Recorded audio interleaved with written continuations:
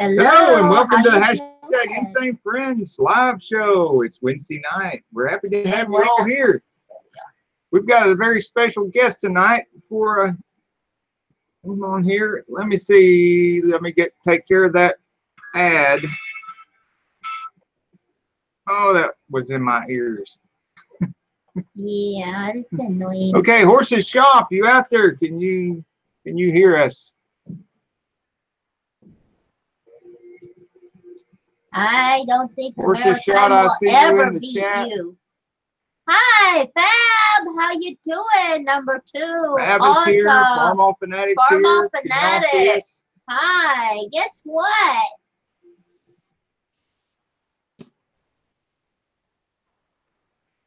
We have a guest. Somebody in the chat, sound off if you can see and hear us. Sound check, sound check. I can hear you just fine. Yeah.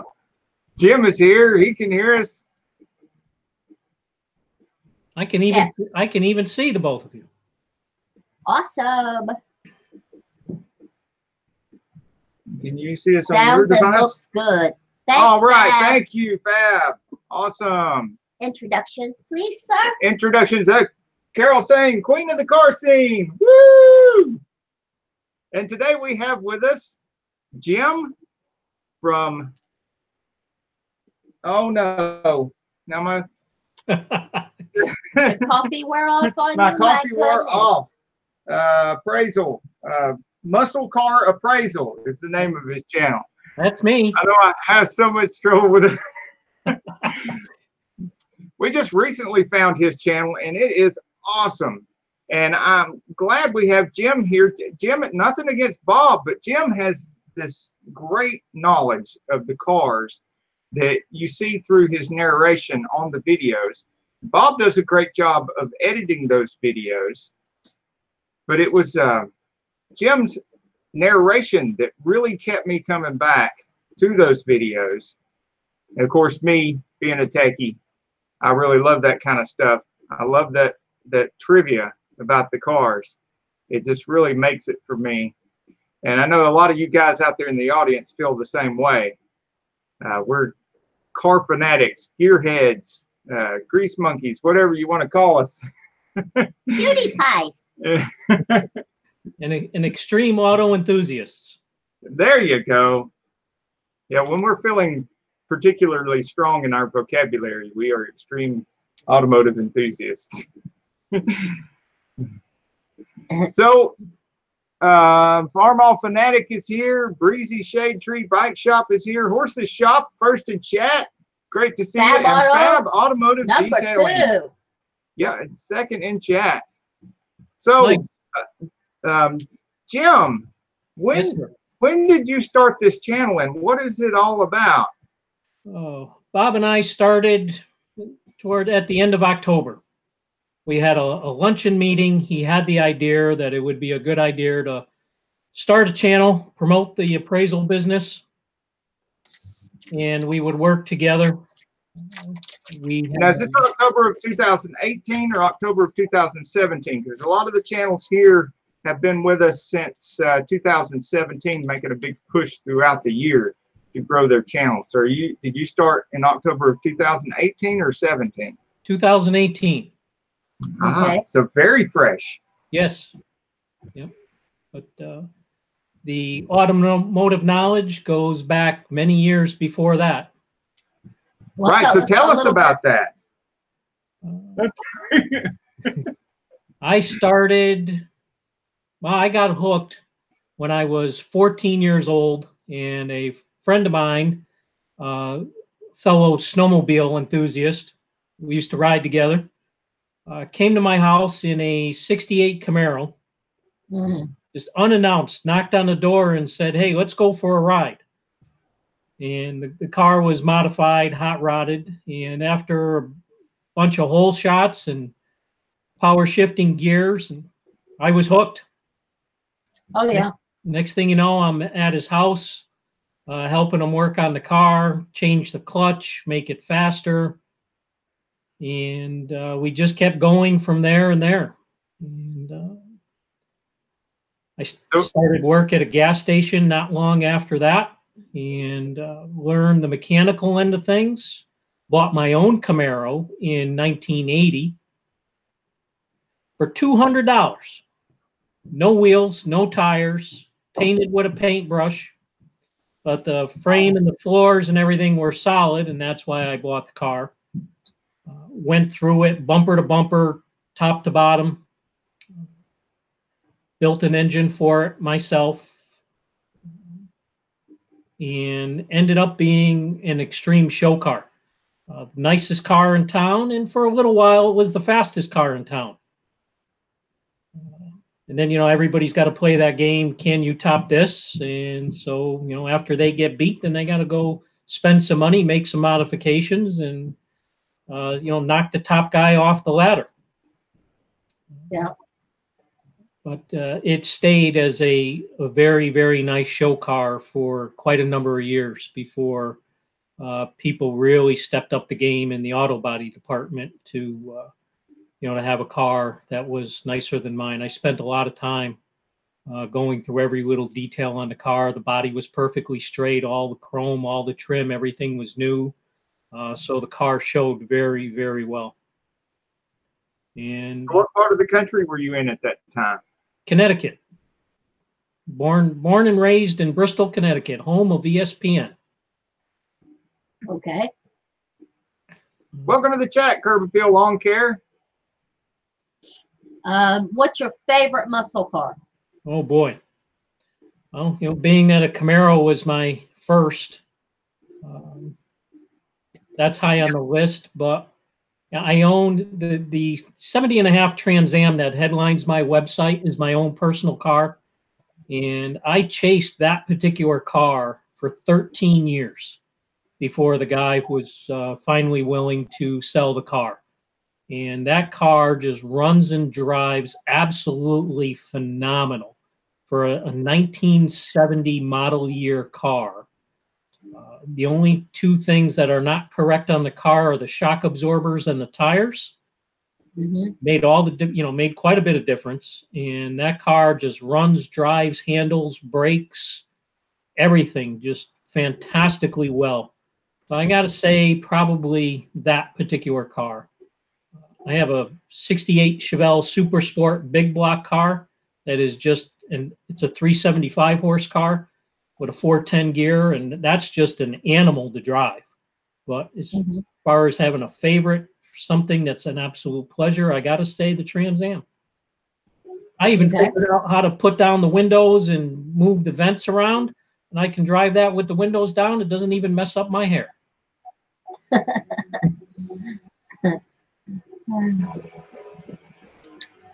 So are you in Florida now?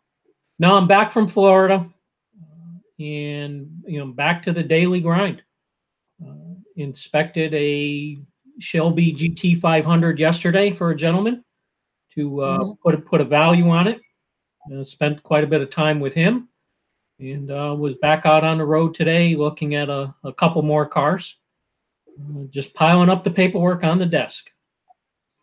Wow, that's awesome. Now, you had recently a very nice Shelby on one of your videos that sold for $2 million. Can you tell us a little bit about that?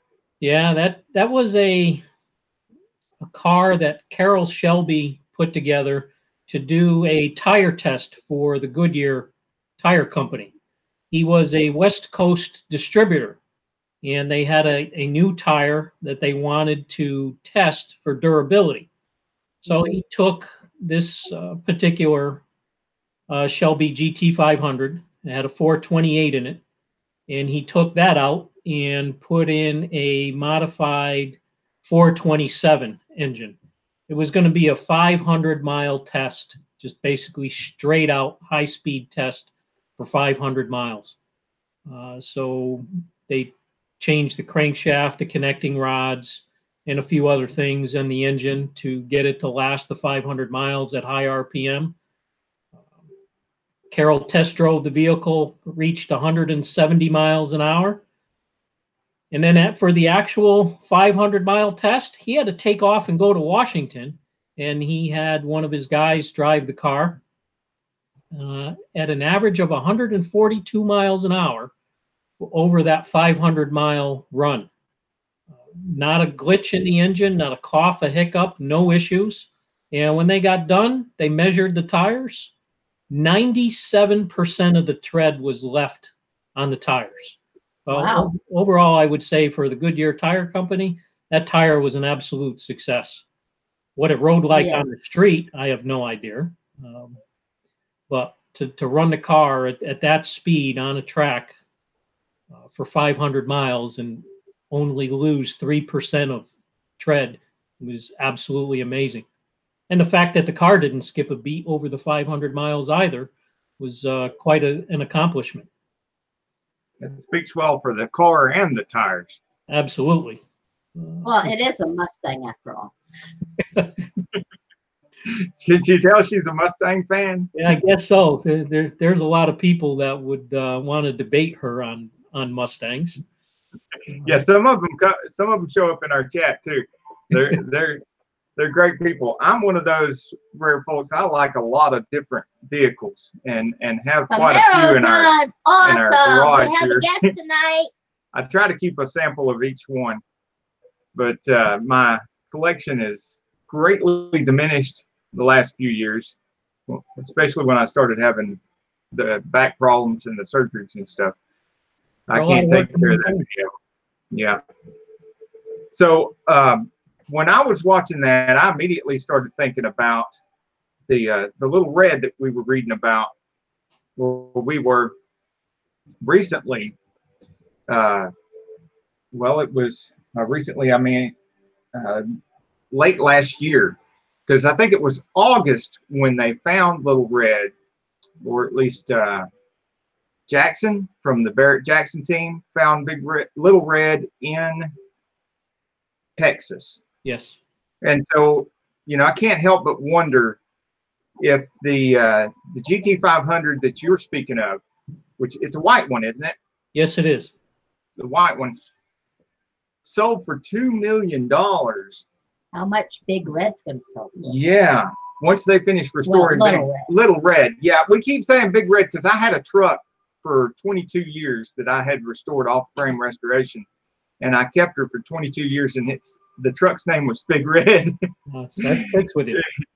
Yeah, it was a 76 Ford pickup with a red paint job when we're done and yellow flames across the front.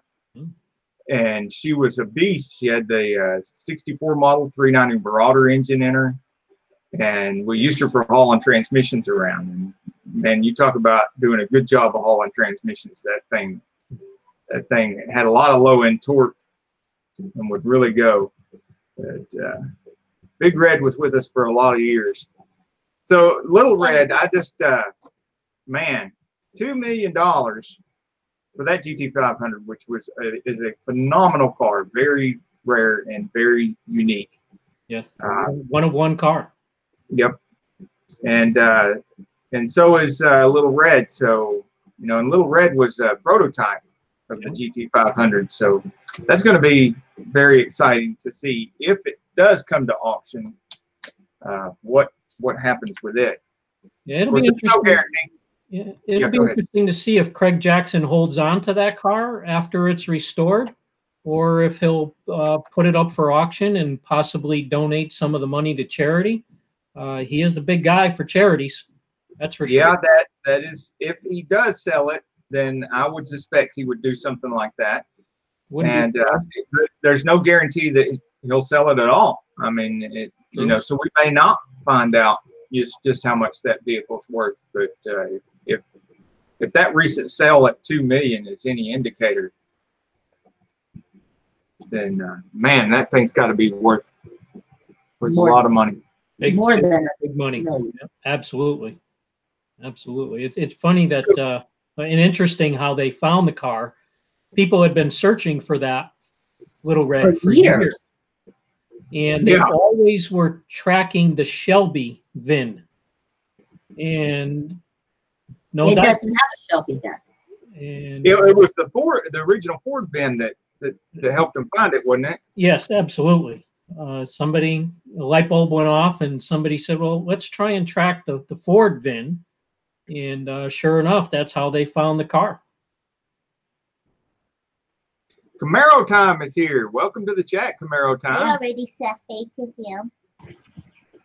What? What? He has rare purple convertible Challenger. Oh, Camaro Tom was saying how he would like to have the power wagon like in Simon and Simon.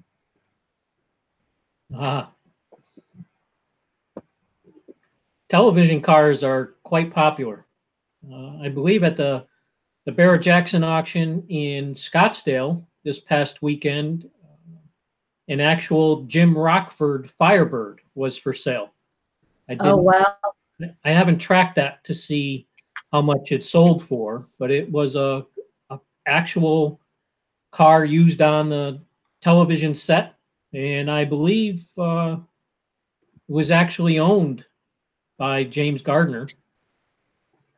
And another car that was a show car sold at a Mecum auction, I believe last year at Kissimmee in 2017 for $40,000. Didn't have the provenance that this latest car at Barrett-Jackson had. So it'd be interesting when I get to that at my desk to find out what the latest car went for. It's funny you should mention that. That is not one of the flashiest cars on screen from back in the day when I was watching television and movies and stuff as a teenager and a kid. But it is one of the ones that really stuck in my mind for some reason.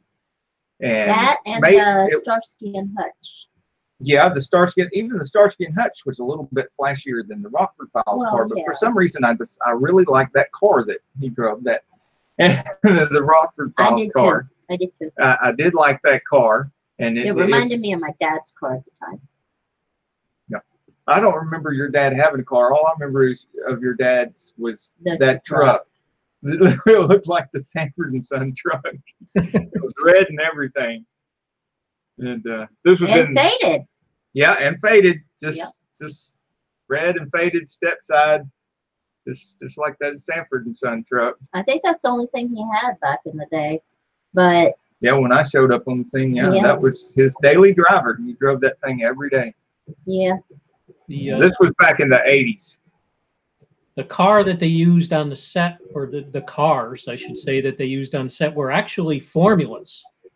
And they made some changes to tone them down because supposedly Jim Rockford, the character, lived a mediocre life and really wouldn't have the money for an upscale formula. So they made it look, they took the hood off and made it look like an Esprit model.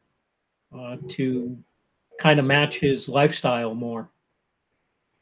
Now, Camaro Time's in the chat, and he said it went for $105,000, and he did own it, meaning James Garner. Yeah. It was the audio car. Yes. Okay. Yeah. So they had taken out the audio equipment, but the jacks for the microphones were still in the console ahead of the shifter. Wow. So the difference between 40,000 and a six-figure car, that's all star power. A car that James Gardner actually owned. Put a famous I think the only star car I want is the Batmobile. Yeah, she wants the Batmobile. Yeah, there's a bunch of those around, and they, the more accurate the representation of the car, they sell for some pretty big money. We like visiting and filming one of the actual ones, which is up there in Gatlinburg. And of course, that's on our channel too. And the one that I'm getting ready to release that we still haven't released from that visit is the General Lee. And I was waiting until we get to see John Schneider again. It's Bowdo, which we just visited him again when we went to the World of Wheels and filmed there recently. And so we got some footage with him. We got some but we're going to go up footage to of another one of the Nashville reproductions, and we've got this weekend. we've still got that and get footage more of footage. yeah, we are going to go get some more footage. We've got the footage of the one in Gatlinburg, which is one of only 17 surviving actual vehicles from the TV show, and it's not a reproduction. So the one that was at the World of Wheels this time is a reproduction. And so we're going to mix some of the footage together to come up with one video for all that. Did you take a real close look at the reproduction car in Gatlinburg? No, the one here in World of Wheels was the reproduction one. Okay. And we didn't get a very close look at that one.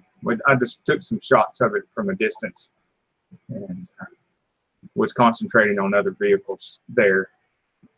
It'd be interesting to see any show-specific modifications they made to an actual on-set car.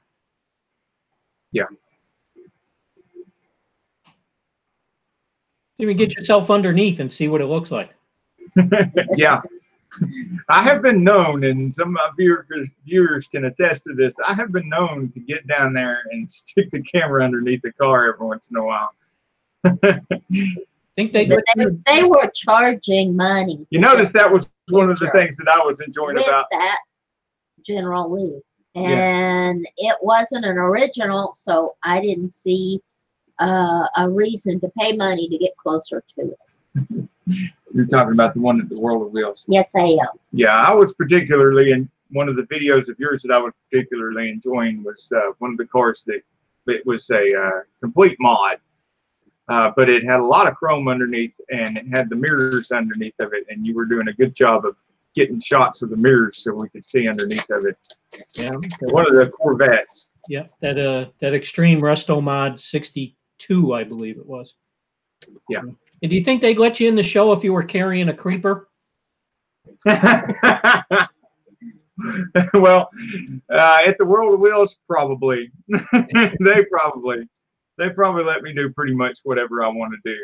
But that's not my problem. My problem is once I get down there nowadays, can't get up. I can't get back up, not without help, and enough pain that it makes me dizzy. Just yell out, "Hey, I'm Victor Sane. Somebody's got to come over here and help me," and everybody will come running. I don't have to tell them anymore. I can't get up. Yeah. They'd probably come there and take selfies with me. And I'm like, hey, okay, I'm just laying here getting selfies, man.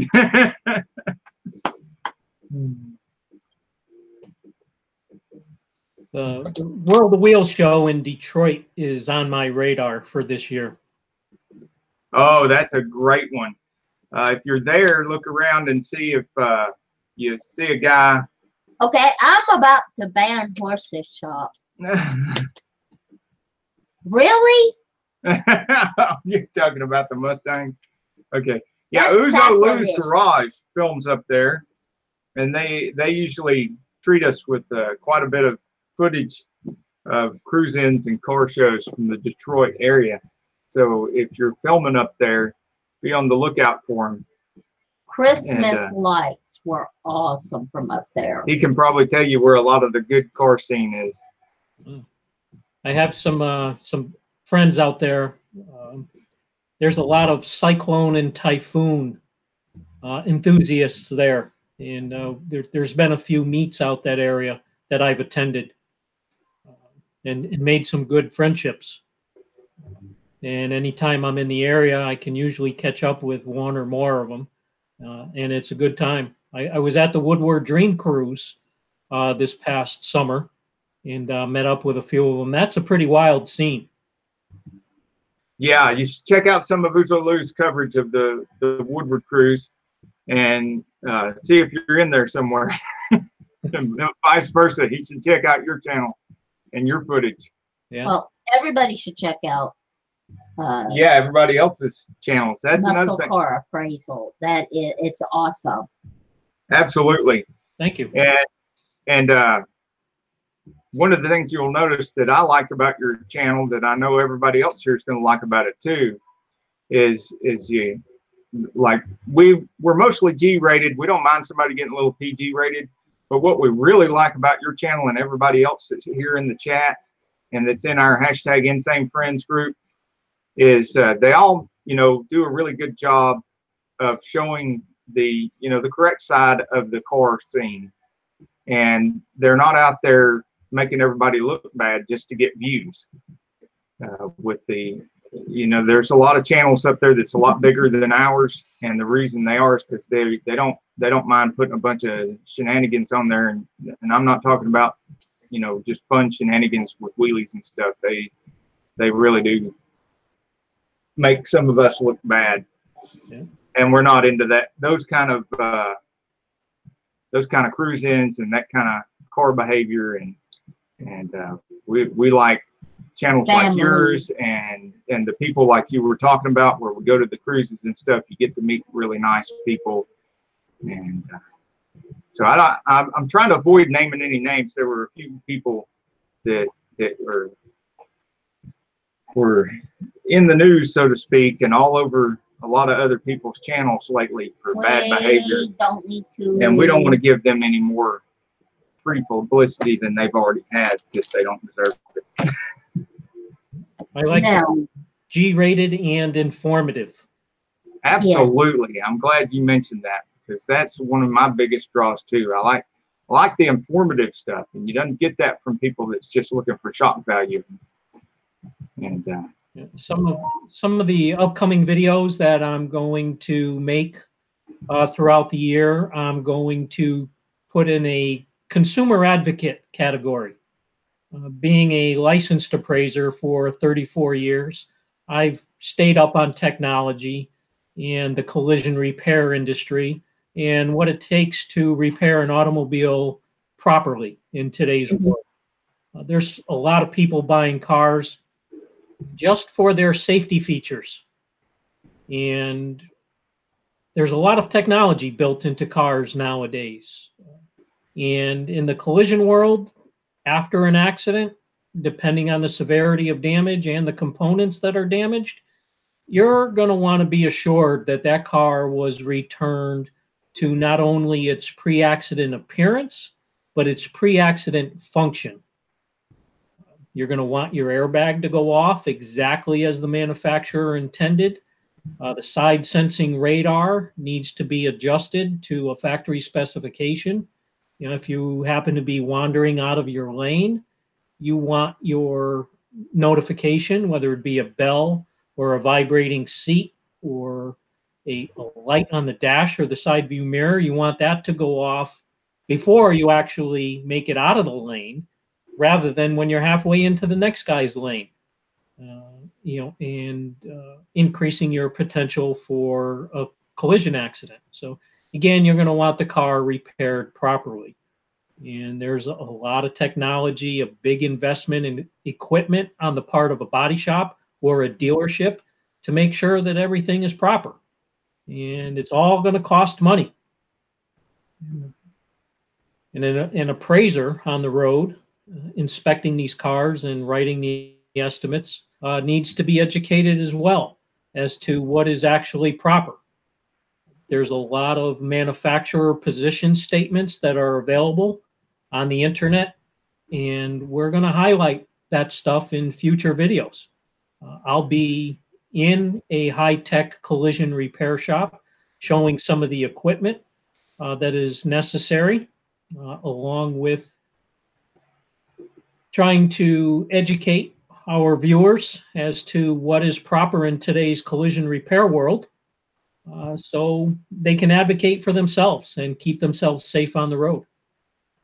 That's awesome. That sounds like a lot of great information for those of us who like to get cars and fix them up too. Some of us, like myself, just never ever buy a brand new car, because, you know, we like to buy them that's got a few years on them, and the resale value's already gone down, and then we can fix whatever's wrong with them. And this is the kind of information that we need on newer cars, even if we work in a shop full time, like several people in the chat here right now, including Fab Automotive Detailing and Camaro Time. They work in the shop full time during the day.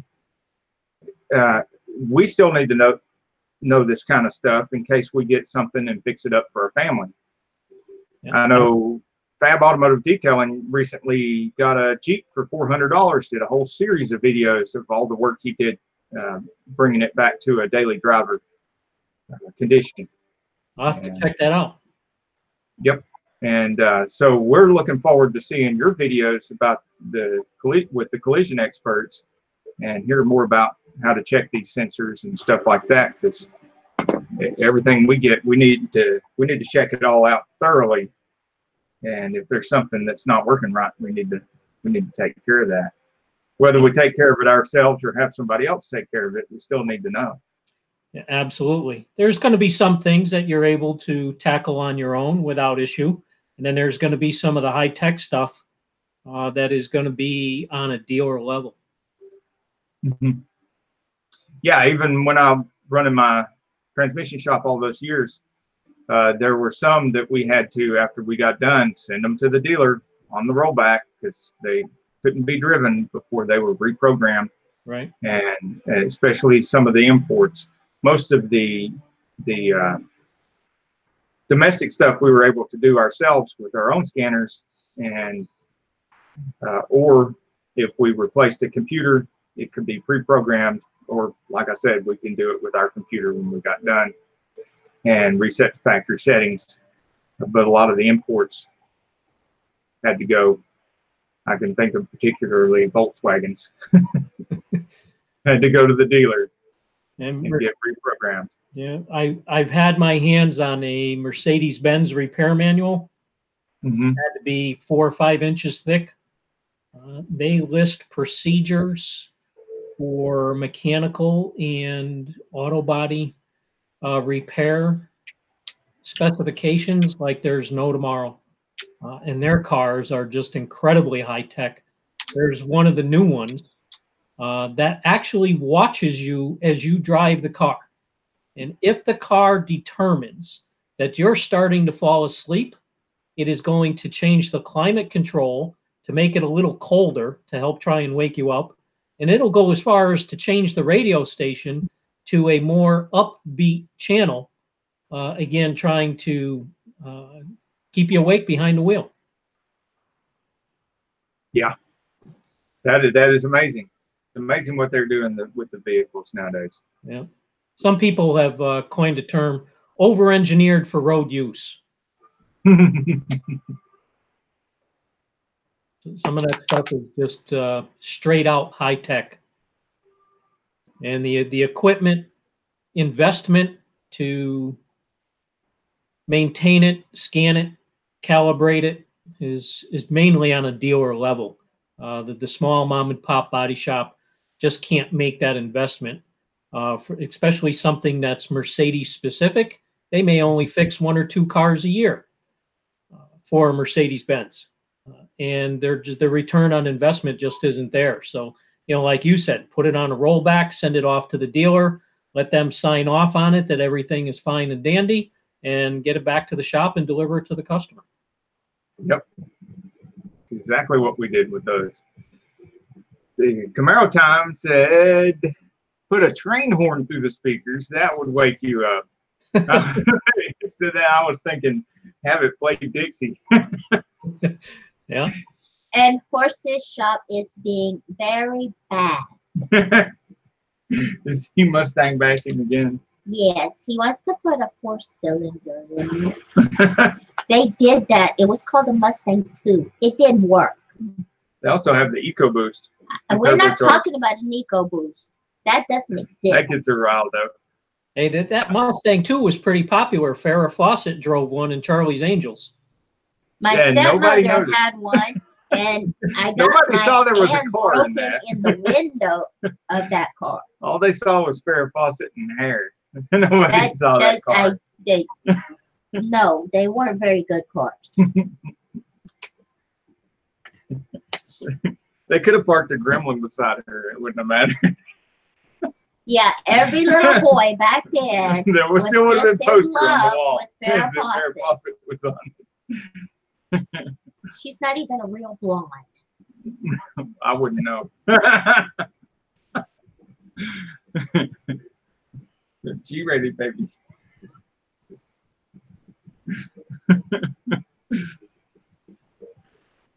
The carpet don't match the drapes. And the Camaro time before wanted to ask you what your favorite car is.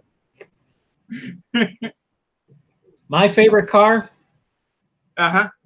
I have a tough time with that question. Again, I'm going to go back to the Trans Am that headlines my website. Absolutely fantastic car. I also happen to have a twin turbo Supra, 1997. Absolutely phenomenal car to drive. Just pulls and pulls and pulls on top end like a freight train. It just does not want to quit. And I also happen to have a second generation Cadillac CTS-V. They were 556 horsepower right out of the box from the factory. I drove, being a gearhead, I drove the car for 2 weeks and I got bored. So I took it apart, modified it, and now it's 630 horsepower and drives absolutely phenomenal. Got all the bells and whistles, very comfortable car. Put an awesome tune on the car. You can drive it around. It's as docile as day one, and you would never know that it was modified until you put your foot into it. And then after that, hang on. Awesome. There's other guys out there that have made a camshaft change, cylinder head modifications, and they're 700, 800, 900 horsepower. I really didn't want to get into changing engine internals, so everything that I did was external with a pulley change, ported blower snout, thermostat tune, airbox modification. I even left the exhaust alone. Didn't want it to be ridiculously loud. It's a Cadillac after all, and I'm very happy with the way that drives. And when I tool around in that car, sometimes you wonder, why do you even have the other cars? Because this one does everything. Welcome to the chat, Justine Simpson, and Dennis from Reviewing Plain and More is here, RPM. Awesome. Good to see you here. Hi, how you doing, people? Hello, everyone. And, send in your questions. We'll be happy to answer. Right, and Camaro Time would probably be interested to know what your first car was that you were telling us about from, was it 1980? And could you please write a comment in the chat so everyone can subscribe to you? Yeah, if you put a comment in the chat, everybody can just click on your the little dots beside the name of your channel and find your channel. Okay, where am I going to type that? Well, I can't see your screen, so I don't know. Well, if you are not on YouTube and you're just in the Google, go to YouTube and get on Saneauto and pull up a separate tab. Yeah, open a separate tab and go to YouTube, Saneauto, and when you see the video there should be a chat right beside it. All right, let's see what I can do here. In reference to my first car, in 1980, I bought a 67 Camaro. Had to be 1967 because that didn't have to go through emissions. And I knew ultimately what I was going to build was not going to pass emissions. 68 was required to go to emissions.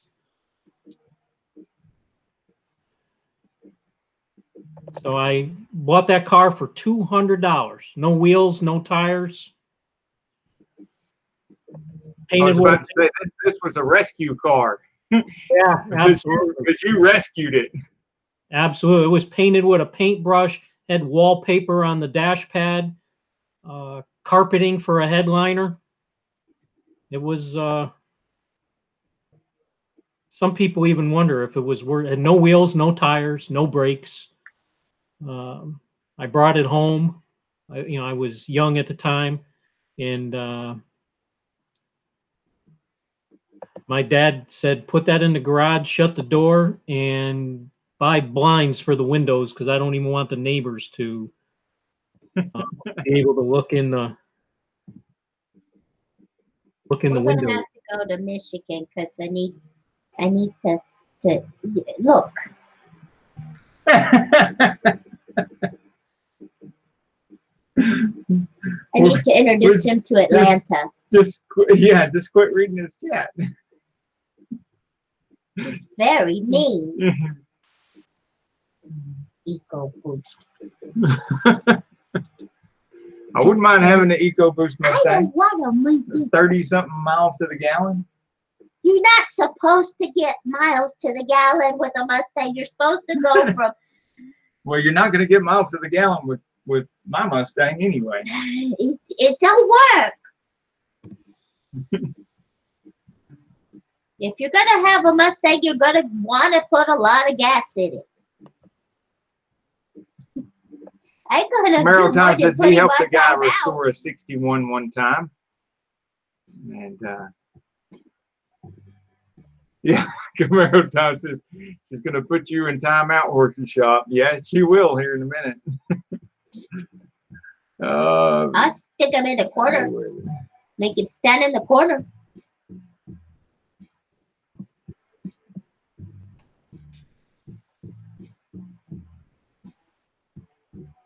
I'm working on this over here.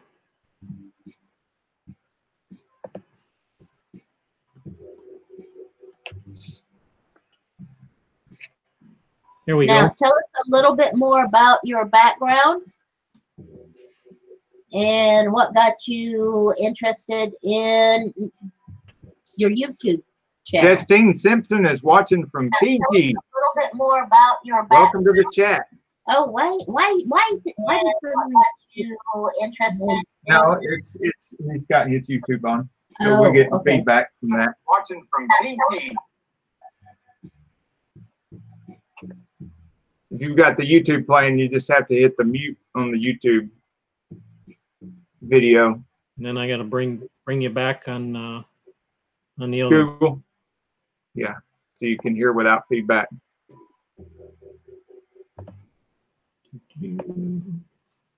Oh, he just keeps on egging me on.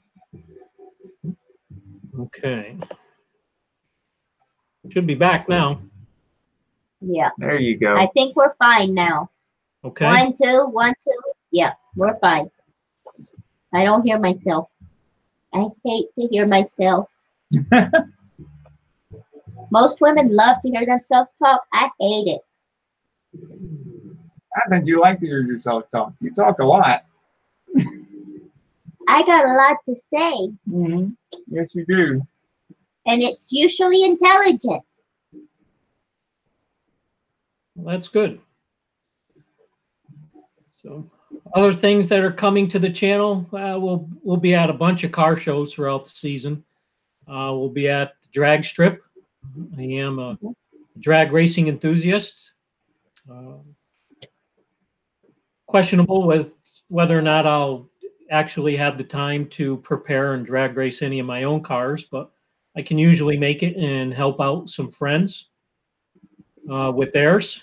I'll have some footage, hopefully right from the burnout box. And that'll be exciting. Yeah, that would be awesome. Can you tell us a little bit about how you came to YouTube? I have a friend. Our children were high school classmates, and we were both very fortunate that our kids are incredibly intelligent, and they were involved in a competition, an academic competition, and each of our respective kids made it to a national level, and that's where we had to spend some time and ultimately travel to different parts of the country. And we did that for 3 years. Each of our kids made it to the national level for 4 years.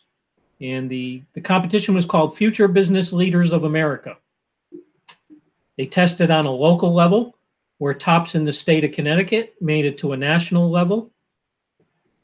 And the kids did very well there as well. One of the years, my daughter was #1 in the country for her respective category.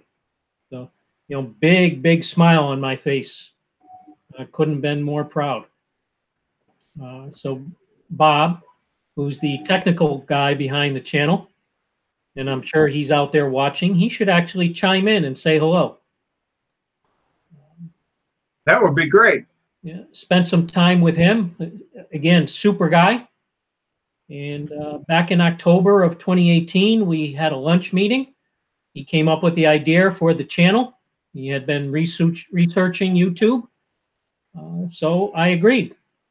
And we've just been moving forward ever since.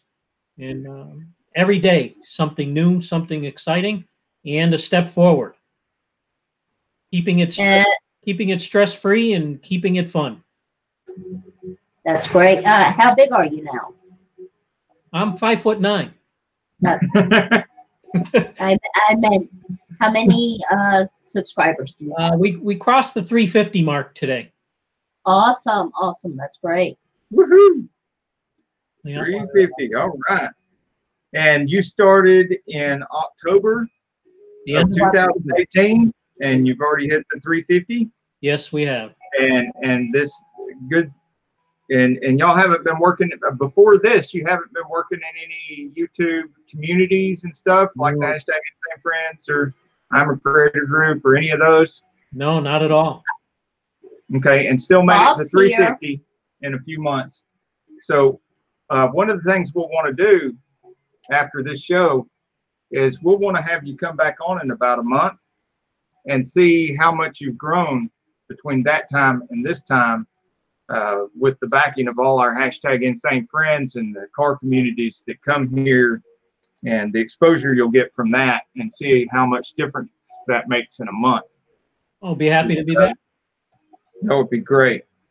Now, Camaro Time had another question, and the chat's moved. Yes, he wanted to ask you what you thought of all the recent barn finds. And what that's going to do to the car enthusiast. Which I thought was a good question, because you have a video showing some barn finds at the Meckham auction, don't you? Yes, it was at the McCacken show, the Muscle Car and Corvette Nationals in Chicago. They have a section of the building that's dedicated just to barn finds. And it's always very well attended, and the cars are just absolutely amazing. They don't even clean them off before they bring them. They're basically just as you see them dragged out of the barn.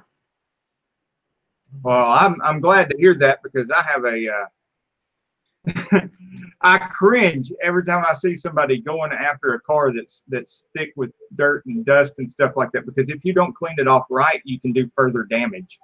Absolutely. And I'm sure that Fab Automotive Detailing and a couple other guys here that are into detailing can really relate to that. I mean, I'm just like, I see somebody going after it with the wrong stuff, and I'm like, whoa, don't touch it.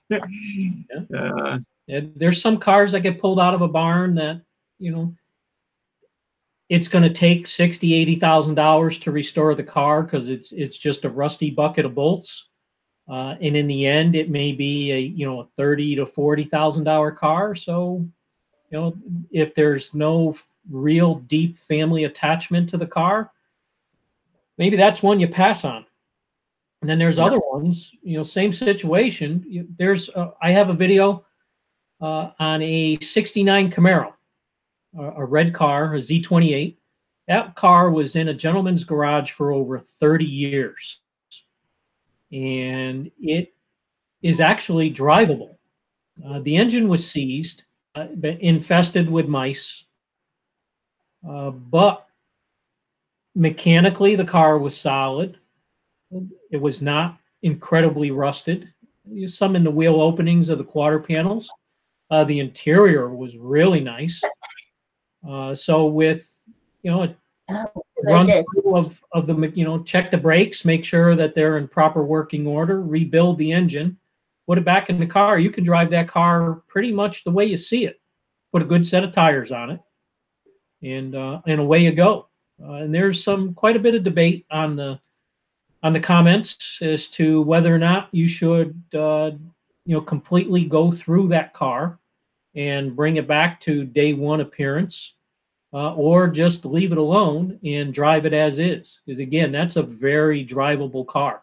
And that's probably the biggest debate in the barn find category. What do you do to the car? Do you go through every nut and bolt and restore it to better than new? Or do you just leave it alone and drive it as is? I guess that would be personal choice. And a lot to do with the condition that you find it in as well. Absolutely. Some of them could be, just driven as a very good, solid, what do they call that condition now? Unrestored. Unrestored original. Yeah. And they're only original once. They're only original once. True. Absolutely true. We have and Z Outlaw SS is here, and he's wondering who's here. We have our guest here tonight is Muscle Car Appraisal.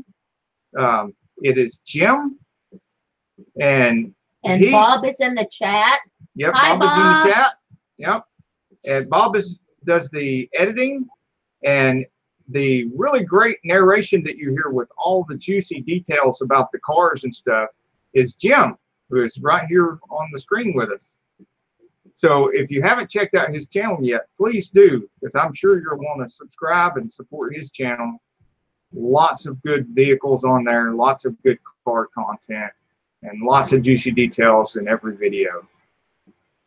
Z Outlaw SS is one of our hashtag Insanefriends members, and he's just north of Atlanta, one of our old stomping grounds, and goes back and forth to work to even further north of Atlanta.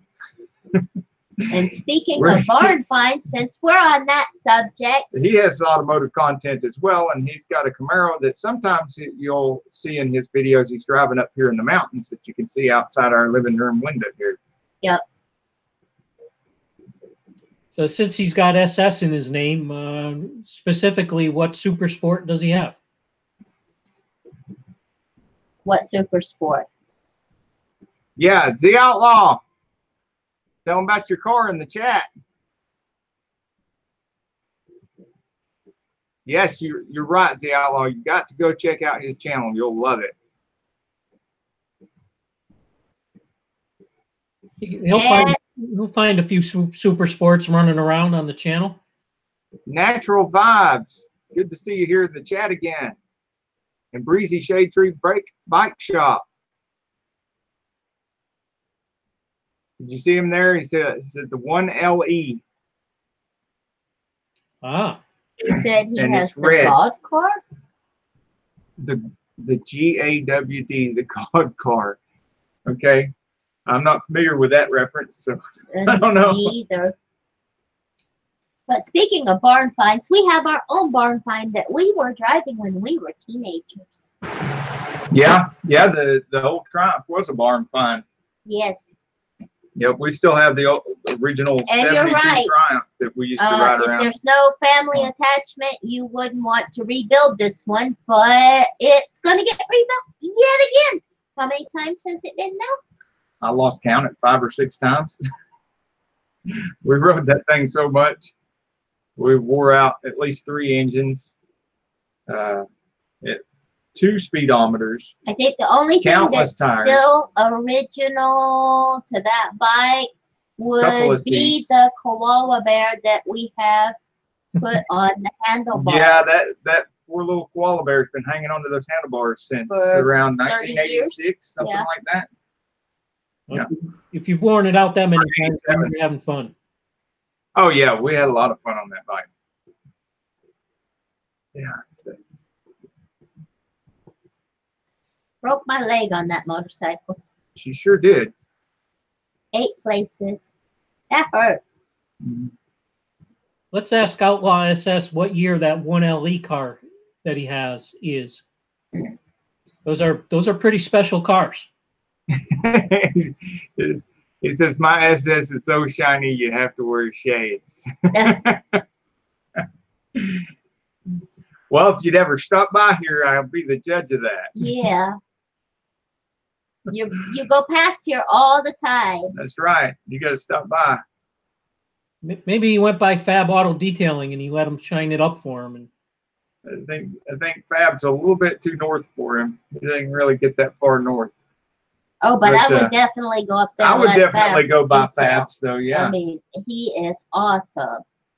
I would go if I could drive 2 cars at once. I would go there with 2 vehicles. Spend a weekend with Fab, and then I would come back having to wear shades. The car would shine so much.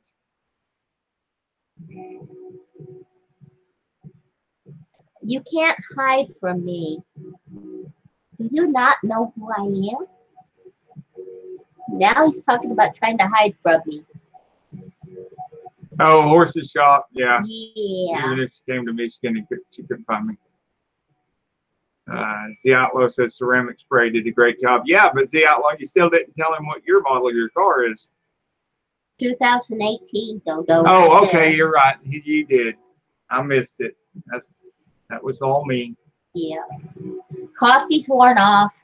Coffee's worn off, and I'm not as sharp as I used to be either. I don't hear as good as I used to be. I wear glasses now. Well, we're 50. And I forget things. One. Like where I'm at and what day it is. Don't worry, you're cute. It doesn't matter. And how much money I spend on my car. Oh, I forgot that on purpose. Matter. That's right. It doesn't matter. You're cute. And sometimes that's a number you don't want to remember. Absolutely not. Never go through the receipts and add them up. Never do that. It'll make you sick to your stomach. And don't let your wife know. Yep. Because then she will want something for herself. Yeah, the only time you ever want to do that is before you do a project. If you've already done a project, just don't do it. Don't do it. You're not going to want to. You're not going to like the results. I've had some customers specifically request an appointment for an appraisal when the wife is not going to be home. Yes. Okay. Yes.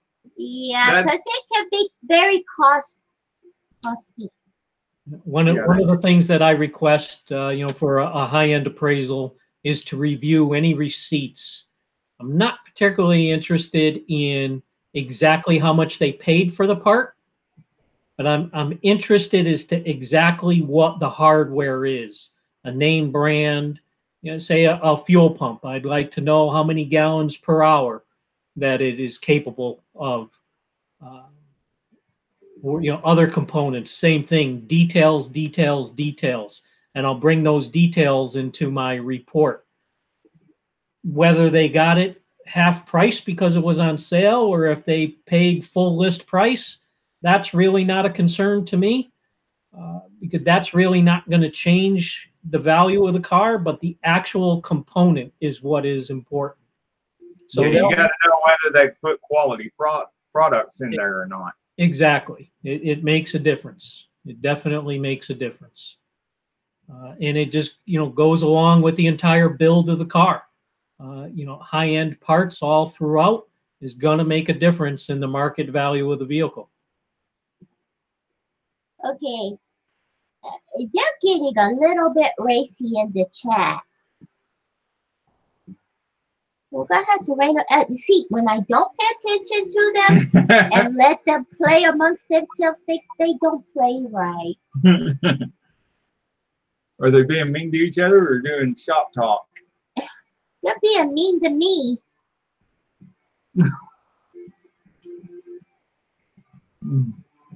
Another series of videos that we're going to do is we'll show an actual inspection on a car. We just took in a 2010 Corvette, Jetstream blue car, and the car's for sale. And the customer wants us to do a detailed inspection and provide a report on everything about the car, whether there's ever been any body and paint work on it, or if it's a a factory virgin car that's never had a scratch, and no paint work whatsoever. And we have trained eyes for that type of stuff. We can see the texture of the paint and see if every panel is consistent front to back. We'll check tires, brakes, interior condition, make sure that everything is legit on the car and that everything matches. And we'll provide, again, a highly detailed report, bumper to bumper, and put a realistic market value on the car. Now, when the customer will eventually advertise that car for sale and somebody calls expressing interest, they can then forward our report to the potential buyer. They'll read all the specifics, review the photographs that back up the report, and then they'll be able to make an informed decision as to whether or not the car is something that they're interested in buying. And generally, if my customer's phone rings back from that potential customer, it means that they're pretty interested in the car. That's great. So that sounds like the way to sell. That's going to be a fun series of videos to do throughout the summer to see what kind of cars come our way. This Corvette's already in the muscle car garage. We're going to get it up on a lift, and Bob's going to bring his camera, and I'll narrate, and he'll follow me around, and we'll highlight everything on the car.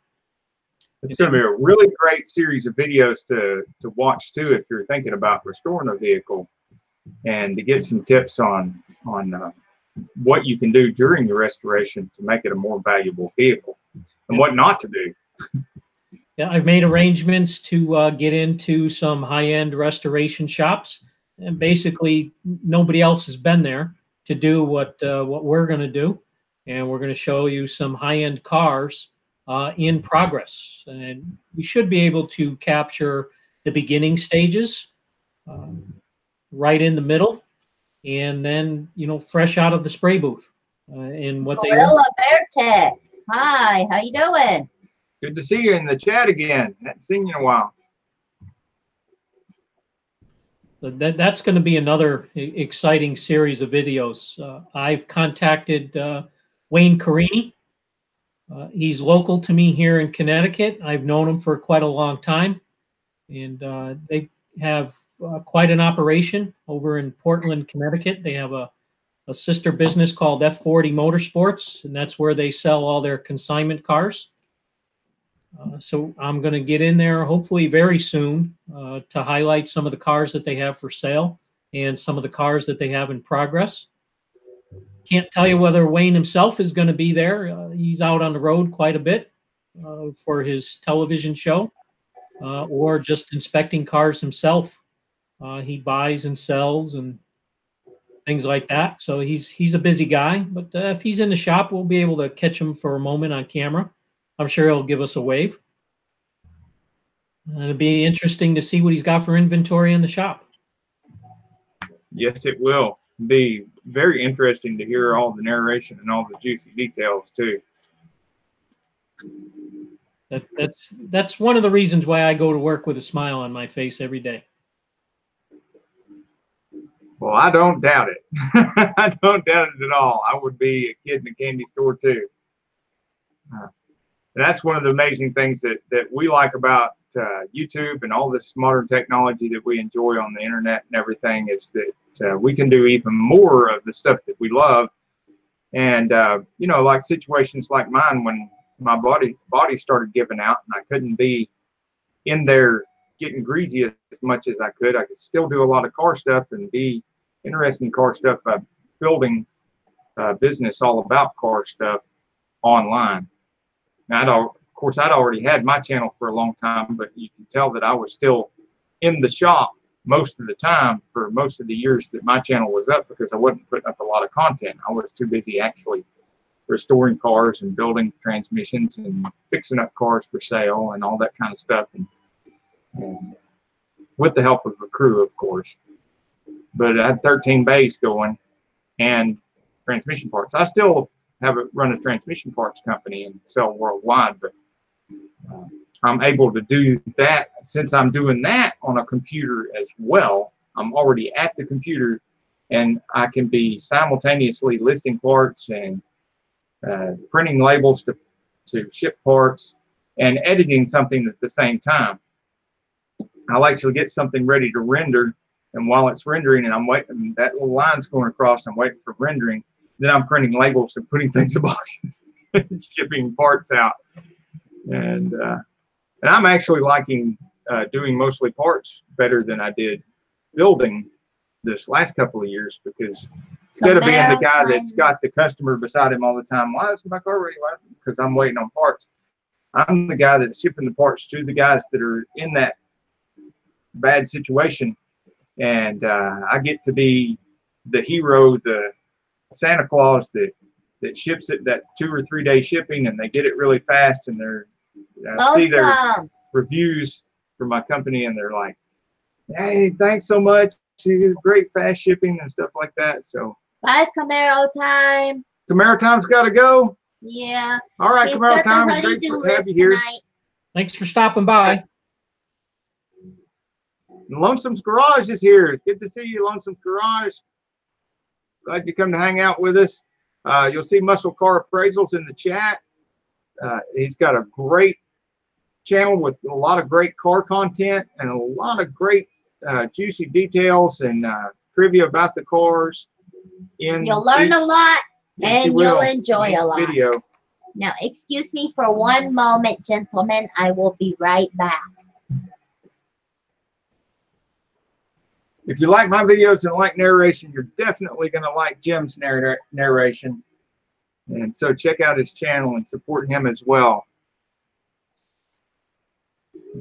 Feel free to send any questions our way. We'll be happy to answer. Absolutely. How'd you get into doing appraisals? Well, and when did that start? 1984. I had a really strong mechanical background and passion, and I learned early on that owning your own mechanical shop was not the easiest thing in the world. A lot of headaches with the business. Phew, you ain't kidding. And then when I restored my Camaro, and my dad hooked me up with a local body shop, and the guy took me under his wing, and he taught me everything about how to restore a car, body work, paint work. And I spent, excuse me, quite a bit of time there as we went through this car nose to tail. And again, made it an extreme show car. And while I was there, I learned the body shop end of business. That wasn't the easiest thing to deal with either. But I knew that I wanted to be in the automotive business somewhere because of my extreme automotive passion. So I learned about being an appraiser. And long story short, you get to keep your hands dirty in the automotive business, both mechanical and auto body, but you don't end up with any dirt under your fingernails. And you don't have to get married to the customer. I was always very customer service oriented, but didn't have to deal with the true headaches that a body shop or a mechanical shop would have to deal with. So the appraiser position was a perfect fit for me. And I was fortunate enough to be hired by an insurance company because of my automotive background and knowledge. And I started out in the office as a dispatcher, so I got to work directly with the appraisers. I learned even more about being an appraiser and was able to set a goal as to where I wanted to end up. Sure enough, I got out on the road as a staff appraiser and was able to ultimately roll over to being an independent, having my own business. And I've been on my own basically since 1994.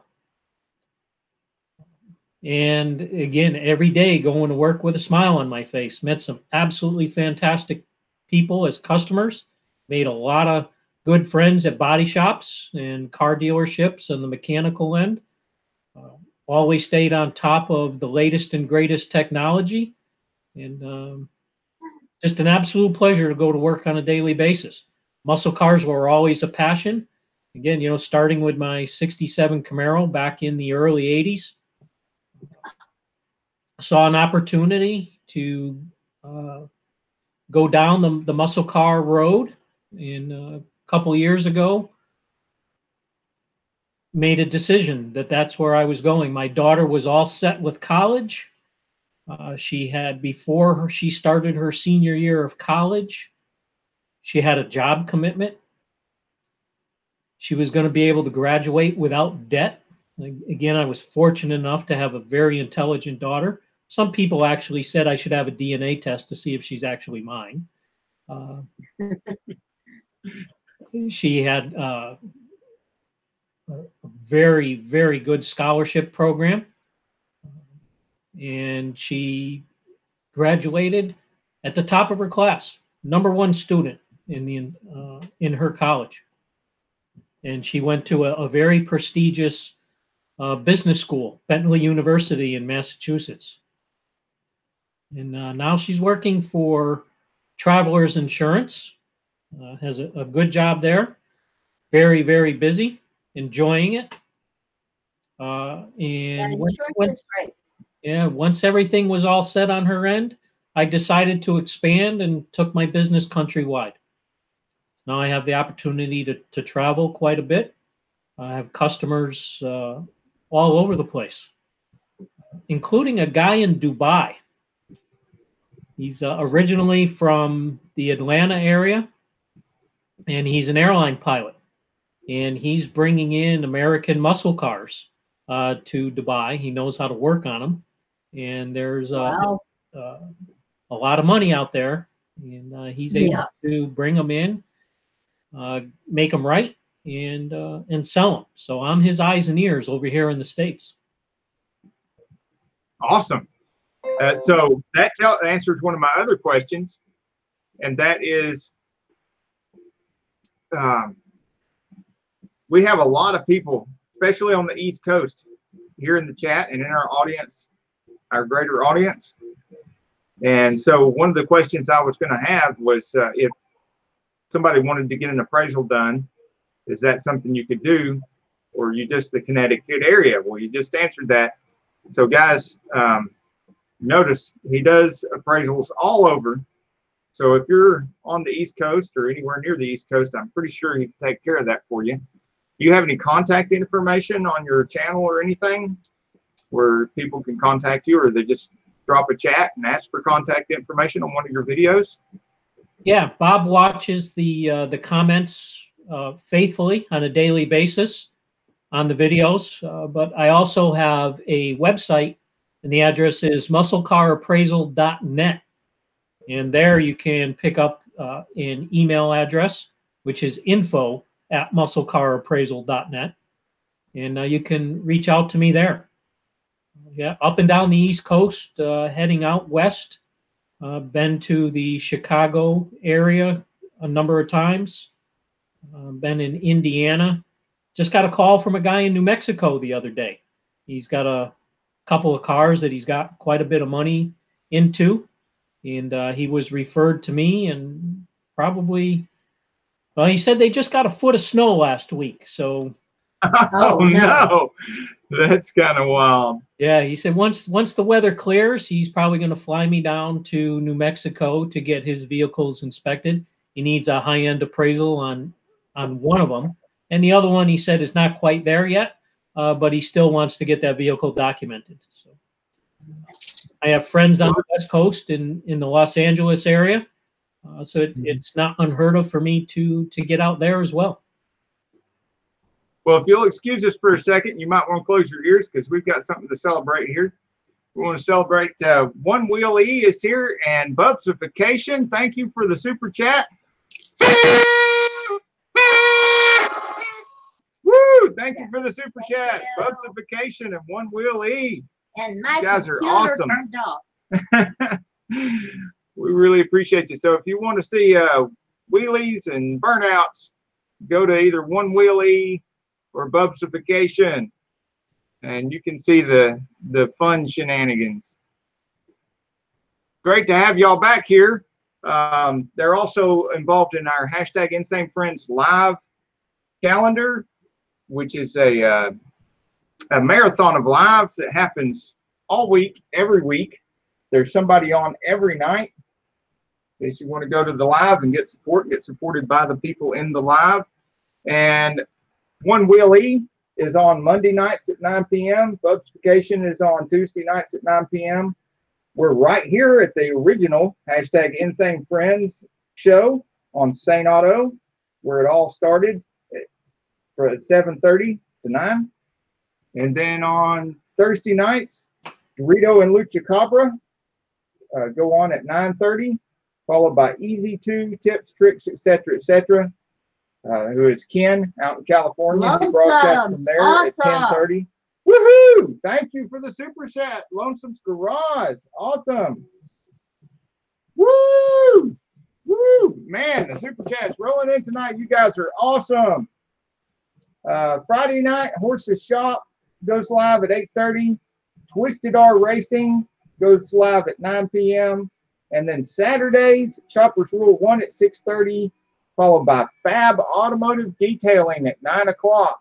And then we come full circle on Sunday. You get to see us all over again at 7:30 on Sunday nights, and where we do a lot of interaction with the chat and pull people. We ask questions, automotive questions, and the closest to correct answer to it gets pulled up on the screen.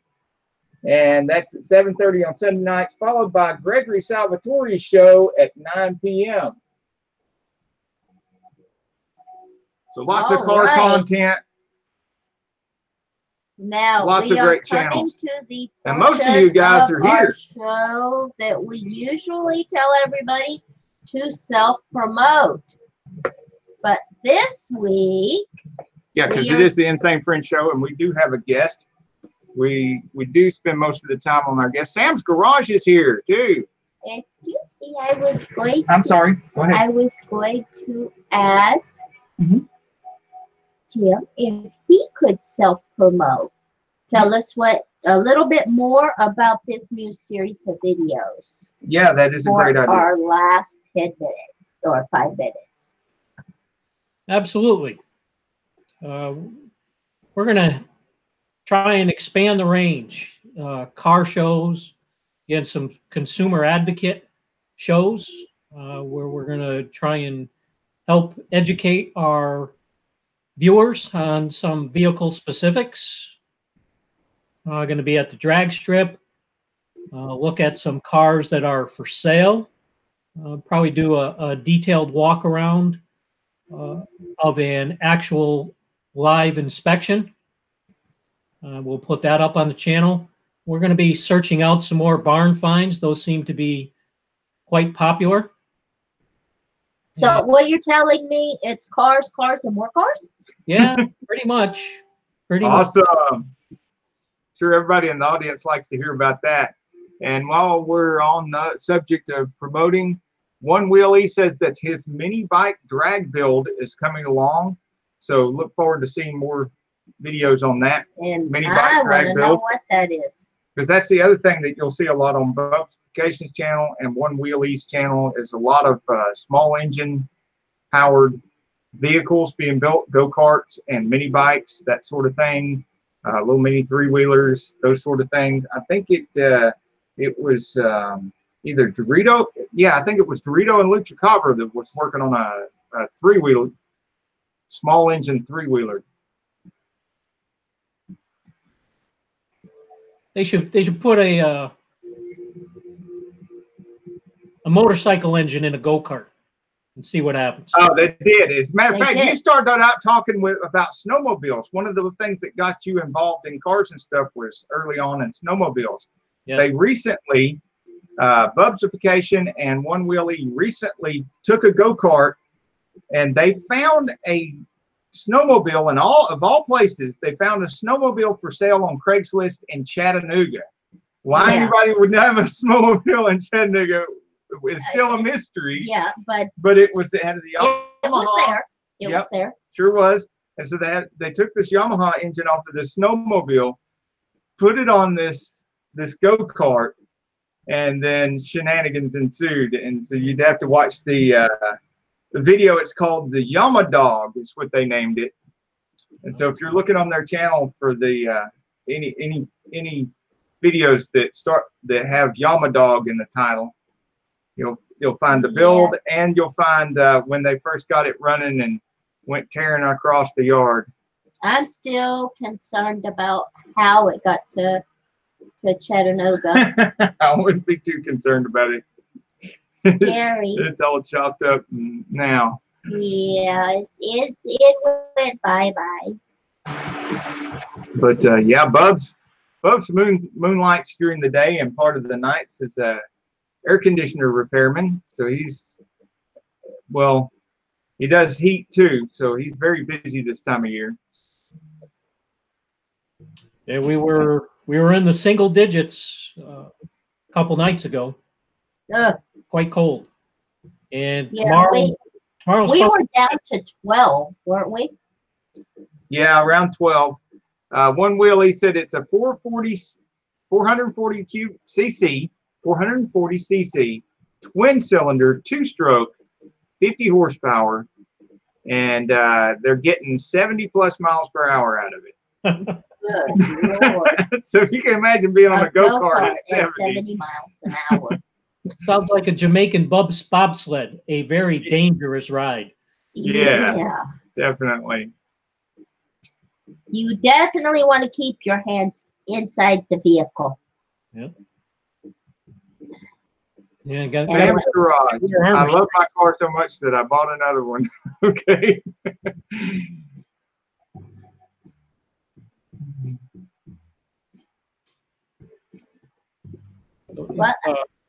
Anybody has any questions about a potential purchase? Yeah, anybody in the chat have any questions for Jim about his channel, or about cars, or about appraisals, or any of that? If they're interested in purchasing a car and can't get out to see it themselves, we do pre-purchase inspections. We'll look at a car, nose to tail, top to bottom, compare it to how it's advertised. We'll see if it's a good quality build. We have a term called lipstick on a pig. Sometimes there's just a car you want to run away from rather than getting involved with it, and we just tell it like it is. Again, our experienced eyes can look at body and paint and body lines. I'll request that they start them up cold so I can listen for knocks and ticks, spits, sputters, stumbles. I have an infrared thermometer that I bring with me, and I can check air conditioning outlet temperature. I can check heater temperature, shoot it at an exhaust manifold or a header tube, see if you got a dead cylinder or something's running really lean. Got a borescope camera.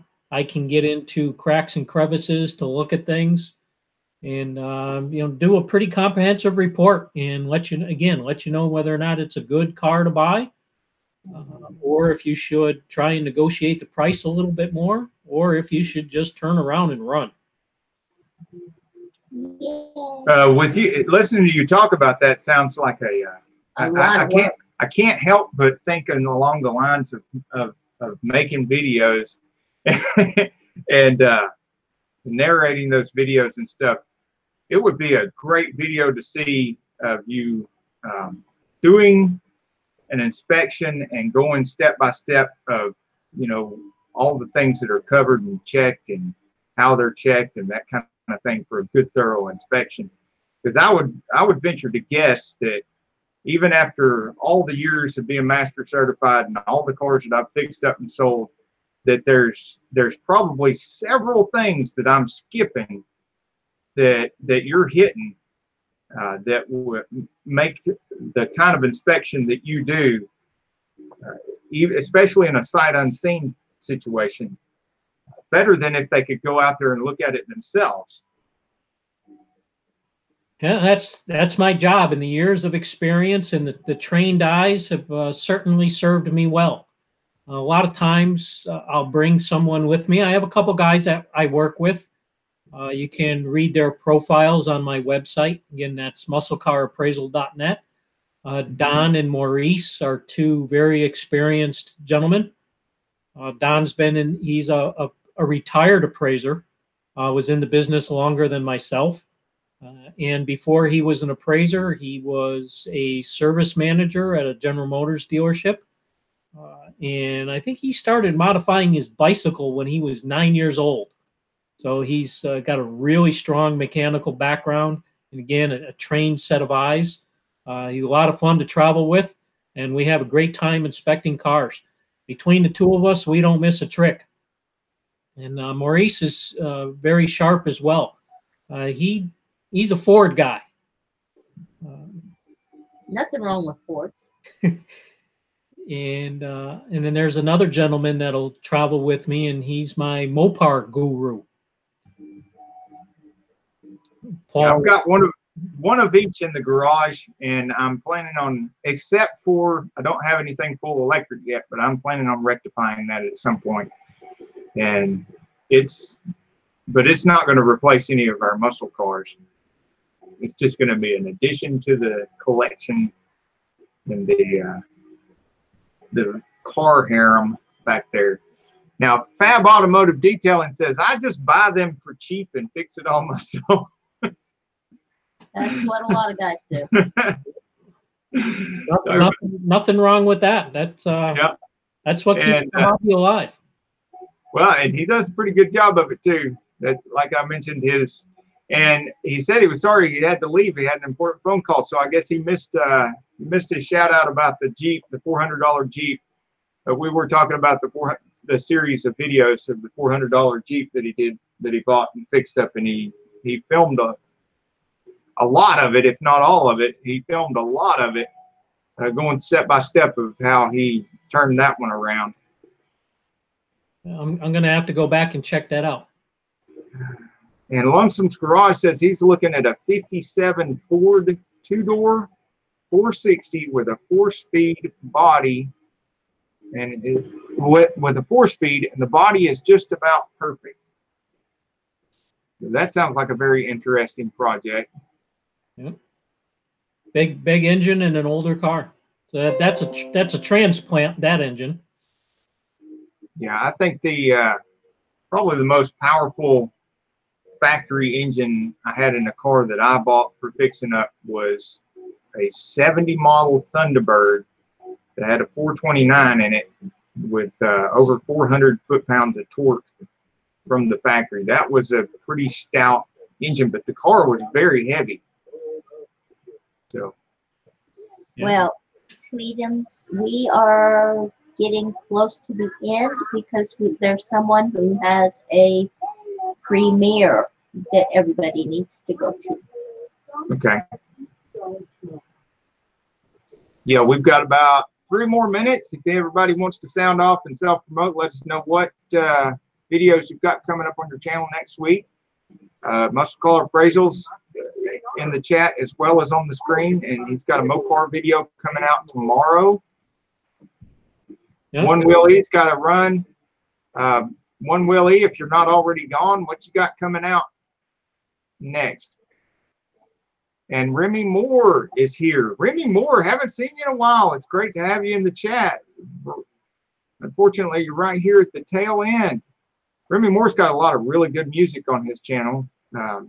We did a collab. Some of it is free to use, by the way, for your videos. He lets you know on the video whether it's free to use or not.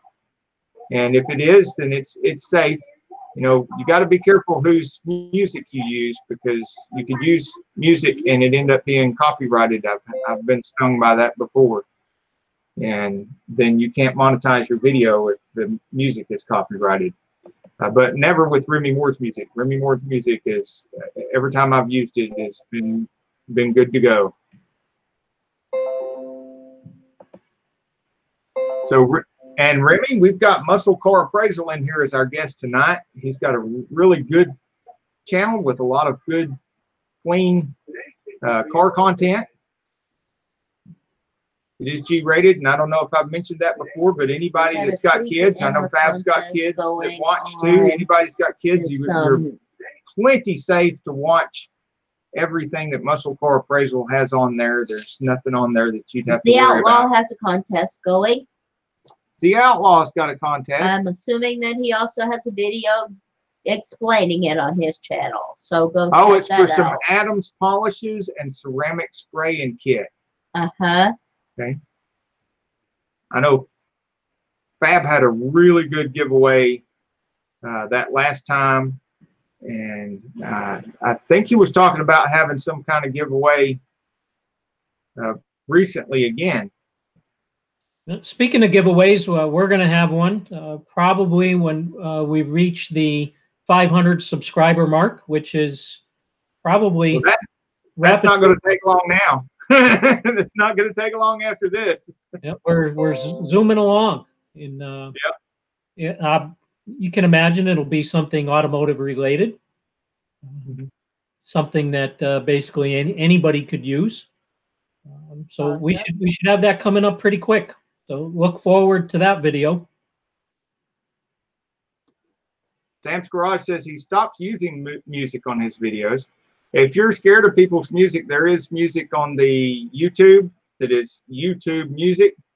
And on our Sane Enterprises page, if I don't already have a video showing how to get to that music and use it, I will make one and put it on the Sane Enterprises page. By the way, the Sane Enterprises page is no automotive content.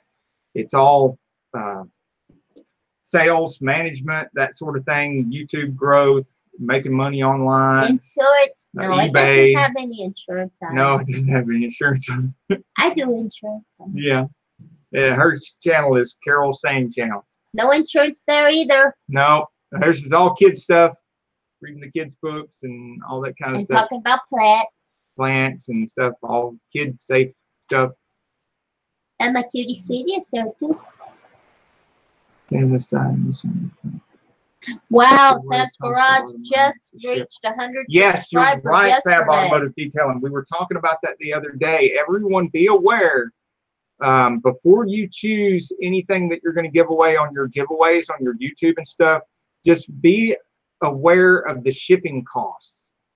Because I know some of you guys, including Fab, got a real surprise. A lot of you guys that don't ship a lot of things constantly all the time like I do, you can get really surprised when you go to ship some of these items, depending on what they weigh or what shape and size they are. So just try to be aware of that before you offer something as a giveaway. There will be some shipping costs involved. And it may make a difference in what you're going to give away or not. And how far away it goes too. Unfortunately, that's part of life. Yeah, and that's why if you'll notice a lot of people in their giveaways that say something about that you got to be here in the continental U.S. to participate in the stuff. Well, that's one of the reasons why, because of the shipping factor. Yeah, they can't go through the eBay hub. I've heard. Sam's Garage says he just reached 100 subscribers yesterday. Yay. Very good. Very good. I'm sorry, what were you going to say, Jim? I've heard of giveaways where the shipping cost more than the actual product itself. Yes, definitely. I think Fab can relate. Yeah, yeah. It says right here, Fab says, I learned my $100 shipping lesson. Yeah, absolutely. Yeah, and there was a lot of people, sending him stuff to add to the giveaway, and it got a little out of control. And he gave it all away, all the stuff that they shipped. I think it was all of it anyway, but they sent a lot of product in for the giveaway. Everything that they sent him specifically for the giveaway. I know for sure he gave all that away. But it turned out to be a lot of stuff. Yeah, the prizes were huge. So yeah, most definitely. That was an awesome giveaway. And Z Outlaw SS says, yes, USA only, but you got to be careful even with that, because shipping to places like Hawaii and Alaska are quite a bit more even than shipping. We're on the East Coast, even more than shipping to California and Washington. And then there are U.S. colonies and places like the islands below Florida, and that's a lot more to ship there, even though they're part of the U.S. and they're just a little bit over the water. Absolutely. Okay, Mr. Sweetie Cutie. Yeah, and Fab confirmed he gave it all away. So all that stuff got given away, which means he had to pay for shipping all of it. Now it is time, because we are 5 minutes into Bobsification's premiere. Right. Just remember, when you're supporting each other and stuff, don't make sure you don't look like a sub for subber or act like a sub for subber or a spammer or anything like that. Make sure you don't copy and paste your comments when you do comment on people's videos when you go support their channel. Don't just subscribe and leave, because that's considered sub for sub. And always go back at least a couple of times.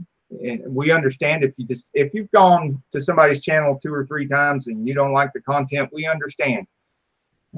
But if you haven't gone 2 or 3 times, you know, everybody's got older videos and newer videos, and you know, things get better as you learn more. So give everybody a chance by watching a couple or more videos, and watch complete videos, because the algorithm watches how much you watch. And if you short watch, then and somebody gets too many short watches on their video, the algorithm pretty much buries that video, never promotes it again. If you get lots of long full watches on your video, then Google and YouTube will promote that video even further. And we want to help each other out, and we want to, you know, further each other's growth. And the other thing is comment on each other's videos. And another growth hack, if you're wanting to grow your channel, is every comment that you receive on your videos, go back to that person's channel and comment on one of their videos as well. It'll not only snowball your comments, but it'll help them grow, and it'll help you grow. And the comments that Google and YouTube sees on your channel and on their channel is considered engagement. That's what they call it. They call it engagement. And it is a factor in whether they promote those videos or not. So be good to each other, and when you're going to each other's channels, do to the other person's channel exactly what you're hoping for when they get to your channel. And don't use any S words like subscribe or sub or any of those kind of things, because YouTube is not liking that. They're considering that sub for sub stuff. And you don't have to. In the community like the hashtag Insanefriends, you don't have to, you know, especially if they've met you in one of these lives like this. They know the drill. They know what to do. And they will return the love as soon as they see you on their channel. All right, Jim, it has been awesome. We can't wait to have you back on the show in a couple of months to see your progress and to see what you've been doing. And remember, if you're having trouble thinking about what to comment on somebody's video, just look for something in the middle or near the end of the video and mention that. That way they know. That also lets you know that, yeah, lets them know that you're actually watching the video. All right. Good advice for everyone. It's been an absolute pleasure for me to be here. I look forward to being back again. And everybody should stop by and say hi to Bob. Yes. Very good. Awesome. And Bob's channel name, what is that? Oh, that is... Well, Bob's just the guy behind my channel. Okay. I didn't know if he had another channel or not, but yeah, when they're commenting on your channel, Muscle Car Appraisals, that say hello to Bob in the comment. That's a great idea. Bob's going to read every one of them. Oh, that's right. He's the guy doing the editing and the reading and taking care of the comments and everything while you're doing the actual heavy lifting. Yeah, the narration and stuff. No way could I do it without him. I'm very, very, very thankful for Bob. Awesome. Well, nice to see you here, Straight 86 fan. We're about to check out, and we will have Muscle Car Appraisal back in about a month. I will coordinate with him, so be looking forward to that, and we'll see what kind of progress he's made since then. He's at 350 right now, and we want him. And his goal is to get to 500. Yep, and it took from October of last year till now. How long is that? About 3 months. So this is going to be 1 month, and so it's not going to take you another 3 months to get to 500. No, we're moving along pretty quickly. It hasn't even been 3 full months, and awesome. we're a bit over the 350 mark this afternoon. Awesome. And it seems as the days go on, the number of subscribers are accelerating on a daily basis. So we're moving right along. Bob puts in a lot of time, a lot of hard work, and he's making it happen. Well, the number one thing with that is the content. The content is great, and the narration is great. But what Bob's doing, what I mentioned with the comments and stuff, Bob's already doing that. He's responding to every comment that comes in, and that makes a difference.